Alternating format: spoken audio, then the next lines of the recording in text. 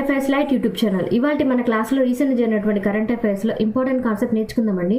మీకు కనుక మా ఛానల్లో ఉన్నటువంటి వీడియోస్ అండ్ ఎక్స్ప్లెనేషన్ నచ్చినట్లయితే మా ఛానల్ లైక్ చేయండి, షేర్ చేయండి అండ్ సబ్స్క్రైబ్ చేయండి. Welcome to current affairs light YouTube channel. ఇవాళ మన కాన్సెప్ట్ వచ్చేసి డీవీసీ. సో డీవీసీ అంటే ఏం లేదు, దామోదర్ వ్యాలీ కార్పొరేషన్ అనమాట. సో దామోదర్ వ్యాలీ కార్పొరేషన్ ఏదైతే ఉందో అది ఎందుకోసం అంటే జార్ఖండ్ రాష్ట్రంలో అండ్ దాంతోపాటు వెస్ట్ బెంగాల్, సో ఈ రెండు రాష్ట్రాలకు సంబంధించినటువంటి నీటి వనరులు ఏవైతే ఉన్నాయో వాటిన్నిటిని పంచుకునే విషయంలో, నీటి వనరుల్ని పంచుకునే విషయంలో దామోదర్ వ్యాలీ కార్పొరేషన్ ఎప్పటికీ నిర్ణయాలు తీసుకుంటూ ఉంటుందన్నమాట. సో రీసెంట్గా ఇది ఎందుకు న్యూస్లో వచ్చిందంటే తిలియాయ్ డ్యామ్ అనే ఒకటి ఉంది. ఈ డ్యామ్ పరంగా డ్యామ్ సేఫ్టీ యాక్షన్ ప్లాన్ అనేది నిర్ణయించడం జరిగింది. అది ఇంతకుముందు నిర్ణయించారు, బట్ దానికి సంబంధించినటువంటి రివ్యూ మీటింగ్ ఏదైతే ఉందో అది రీసెంట్గా జరిగిందనమాట. సో ఇక తిలయ్య డ్యామ్ ఏదైతే ఉందో దాని యొక్క ఫస్ట్ ఫేజ్ అనమాట. అంటే దానిలో 4 మల్టీపర్పస్ డ్యామ్స్ అనేవి నిర్వహించడం జరిగింది. ఈ 4 మల్టీపర్పస్ డ్యామ్స్ అంటే ఫర్ ఎగ్జాంపుల్ ఒక డ్యామ్ నిర్మిస్తున్నామంటే అది ఇరిగేషన్ పర్పస్ అవ్వచ్చు, లేదా అంటే పొలాలకి నీళ్ళు అందించడానికైనా అవ్వచ్చు, లేదా తాగడానికైనా అయి ఉండొచ్చు, లేదా ఈ రెండు కాకుండా ఇరిగేషన్ పర్పస్ కాకుండా ఎలక్ట్రిసిటీ జనరేషన్కి కూడా కావచ్చు అనమాట. ఇలా డ్యామ్ నిర్మాణం అనేది ఎక్కువగా మనం చూస్తుంటాం. సో మల్టీపర్పస్ డ్యామ్ అంటే అక్కడ సాగునీటి అవసరాలకి, తాగునీటి అవసరాలకి, దాంతోపాటు ఎలక్ట్రిసిటీ జనరేషన్ కోసం అలా అన్ని విధాలుగా ఉపయోగపడే విధంగా 4 డ్యామ్లు అనేవి నిర్మిస్తున్నట్లుగా చెప్పారనమాట. అందులో ఒక డ్యామ్ ఏంటంటే తిలయ్య డ్యామ్. సో ఈ తిలయ్య డ్యామ్కి సంబంధించినటువంటి ఫస్ట్ ఫేజ్ ఏదైతే ఉందో దానికి సంబంధించినటువంటి నిర్ణయాలని అండ్ దానికి సంబంధించినటువంటి విషయాల్ని దామోదర్ వ్యాలీ కార్పొరేషన్ వాళ్ళు ఈ మధ్య కాలంలో చర్చించారనమాట.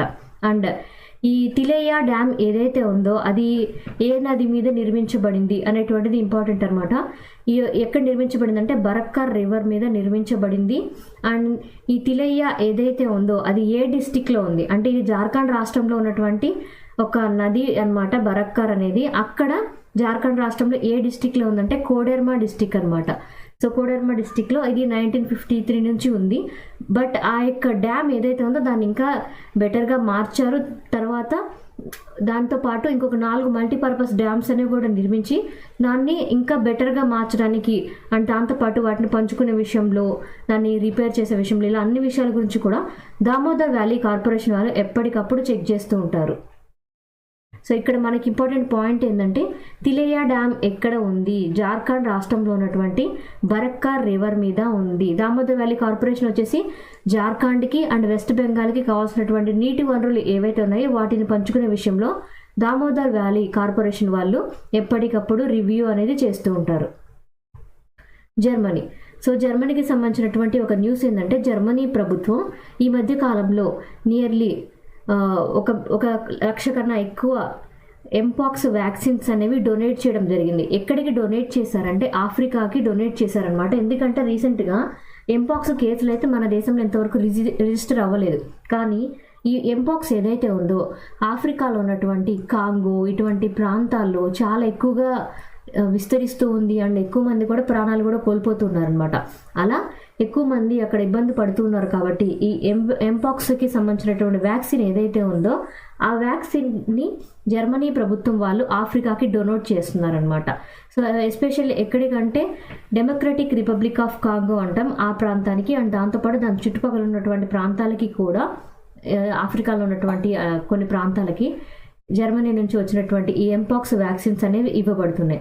సో జర్మనీ గవర్నమెంట్ వాళ్ళు ఇలా పంపించడమే కాదు, WHO వాళ్ళ సహకారం అండ్ దాంతోపాటు ఆఫ్రికన్ పార్ట్నర్స్ ఎవరైతే ఉన్నారో వాళ్ళతో పాటు గవి వ్యాక్సినేషన్ అలయన్స్ అంటాం. అంటే గవి వాళ్ళు మన దేశంలో కూడా చాలా వ్యాక్సినేషన్స్ అనేవి ఇవ్వడానికి హెల్ప్ చేస్తూ ఉంటారు.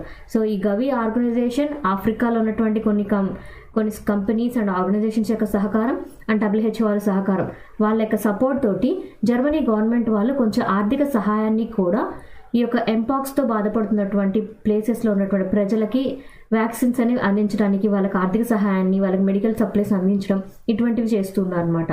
సో ఇక మీదట ఉన్నటువంటి పరిస్థితులు ఏ విధంగా ఉన్నాయంటే WHO వాళ్ళు ఇక మీదట ఈ యొక్క ఎంపాక్స్ ఏదైతే అవుట్ బ్రేక్ అయ్యి అందరికీ ప్రాణాల మీదకి వస్తుందో దాన్ని గ్లోబల్ హెల్త్ ఎమర్జెన్సీగా ప్రకటించవలసింది. ఇక మీదట అటువంటి సిచ్యువేషన్ కూడా వచ్చేటువంటి ఛాన్స్ ఉందన్నమాట.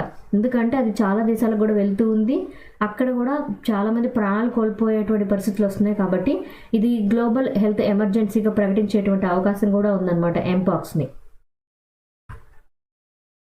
సో టైఫూన్ షాన్షాన్ అనమాట. సో టైఫూన్ షాన్షాన్ ఎక్కడ గమనించబడింది అంటే జపాన్లో. సో టైఫూన్ షాన్షాన్ ఏదైతే ఉందో అది ఎక్కడ వచ్చింది అంటే జపాన్ యొక్క తీర ప్రాంతంలో ఉంది. అండ్ దానివల్ల అక్కడ హెవీ రెయిన్ అండ్ విండ్స్ కూడా రావడం జరిగిందనమాట. సో టైఫూన్ షాన్షాన్ ఎక్కడ గమనించబడింది అంటే జపాన్లో గమనించబడింది. అండ్ దీనికి సంబంధించినటువంటి ఒక న్యూస్ ఏంటంటే ఈ యొక్క టైఫూన్ షాన్షాన్ ఏదైతే ఉందో అది కేటగిరీ 3 టైప్ స్ట్రోమ్ అనమాట. అంటే హెవీ టైప్లోకి హెవీ లాగా అనమాట. హెవీలోకి వెళ్ళబోయేటువంటి ఒక హెవీ రెయిన్ తోటి ఉన్నటువంటి విండ్స్ అనేవి బలమైనటువంటి గాళ్ళు అనేవి కూడా ఇందులో మనం అబ్జర్వ్ చేయొచ్చు. అప్ టు 120 MPH వరకు కూడా ఇందులో బలమైనటువంటి గాలులు వచ్చేటువంటి ఉందన్నమాట. అండ్ ఎక్కువగా సౌత్ వెస్ట్రన్ జపాన్ని ఇది తాకేటువంటి ఛాన్స్ ఉందని తెలియజేశారు. అండ్ ఇది ఎక్కువగా ఈ యొక్క జపాన్కి తీరంలో ఉన్నటువంటి అమామి ఐలాండ్ అండ్ కైషు ఈ 2 ప్రాంతాల్లో ఉన్నటువంటి ఐలాండ్స్ ఏవైతే ఉన్నాయో వాటిని ఎక్కువగా నష్టపరిచేటువంటి ఛాన్స్ ఉంది.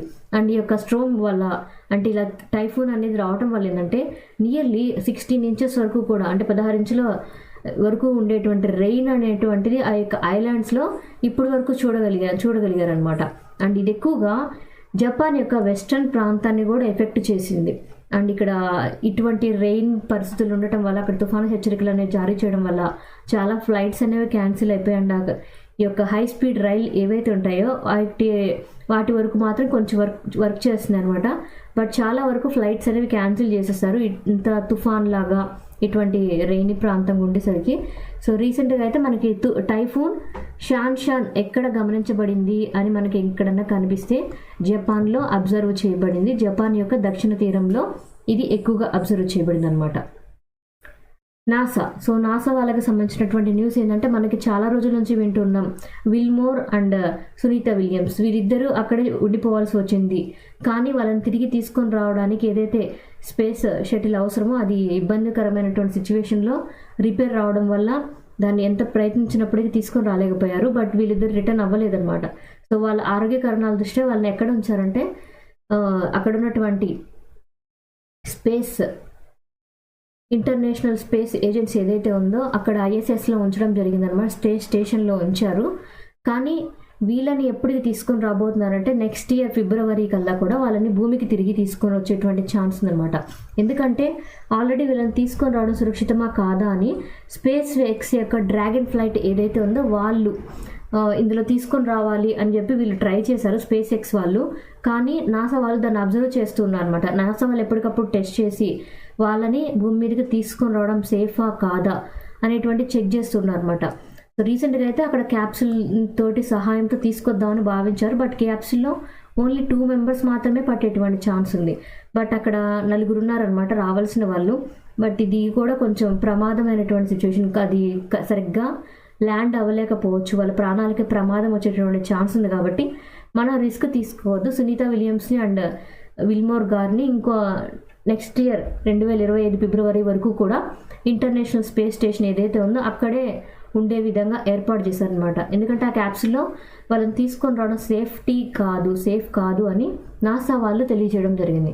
అండ్ ఇక్కడ స్టార్ లైనర్ ఏదైతే ఉందో అది టెస్టింగ్ అనేది కంటిన్యూ చేసి అక్కడ ఎవరు లేకుండా అంటే దాన్ని తిరిగి తీసుకొని రావడానికి డిజైన్ చేశారు. బట్ అది సరిగ్గా లేదు కాబట్టి స్పేస్ ఎక్స్ యొక్క క్రూ9 మిషన్ ఏదైతే ఉందో అది కంప్లీట్గా ఎంటీగా తిరిగి రాబోతుంది.